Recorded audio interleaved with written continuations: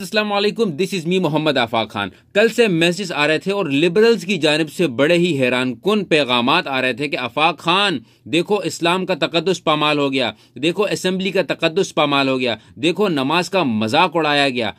मैं बड़ा हैरान, यार ये लिबरल्स आखिर इस तरह की बात कर रहे हैं, या तो अब लगता है इनको हिदायत आ गई है या तो किसी मौलवी ने कोई जो है ना एहतजाज किया है। और मेरा अंदाज़ा ठीक निकला, मौलाना फजल रहमान साहब के बेटे थे। अब जब मौलाना फजल रहमान साहब का नाम आ जाए, बात कोई भी हो उसमें से तकलीफ तो होनी है।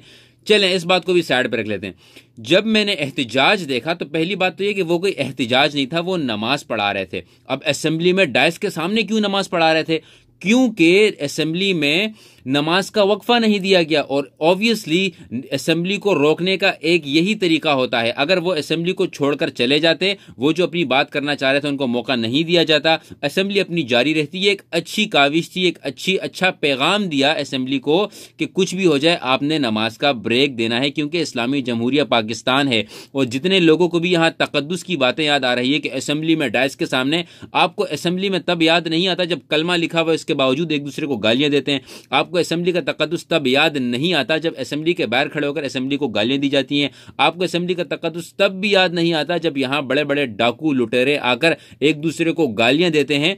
आपको असेंबली का तकद्दुस तब भी याद नहीं आता जब यहां मर्द और औरत एक दूसरे के सामने ऐसे ऐसे लतीफे शेयर करते हैं कि इंसान फैमिली के साथ भी नहीं सुन सकता। वीडियोस यूट्यूब पर मौजूद हैं, जाके देख लीजिएगा। लेकिन आपको तकद्दुस तब याद आया जब एक मौलवी ने नमाज पढ़ाई। और शर्म की बात यहां यह है, आप जरा ये वीडियो देखिएगा कि यहां एक तरफ तो ये नमाज पढ़ा रहे हैं। अगर आपको इनकी नमाज एहतजाज लग रही है, इनकी नमाज से आपको नफरत है, खुदा न खास्ता आपको इनके नाम से नफरत है, लेकिन कम अज कम नमाज का मजाक नहीं बनाना चाहिए। और नमाज के दौरान किसी को भी आप डिस्टर्ब नहीं कर सकते। ये मुशरिकीन किया करते थे पैगंबर सल्लल्लाहु अलैहि वसल्लम के ज़माने में, जब वो नमाज पढ़ा करते थे तो उनको तकलीफ पहुंचाया करते थे। आप जरा ये वीडियो देखिएगा। क्या करना है? 10 मिनट के लिए मैं 10 मिनट के लिए सस्पेंड करता हूं। Suspended for 10 minutes. Suspended for 10 minutes please. तो आपने देखा कि किस तरीके से नमाज को भी यहां इन लोगों ने नहीं बख्शा। अब फिर से कमेंट्स आना शुरू हो जाएंगे कि आ गया मौलाना फजल रहमान साहब का चमचा, आ गया मौलवियों का चमचा। फिर से लोग कमेंट करने लग जाएंगे कि तेरे पास कोई और टॉपिक नहीं है। आप किसी और टॉपिक पे बात तो करने दो।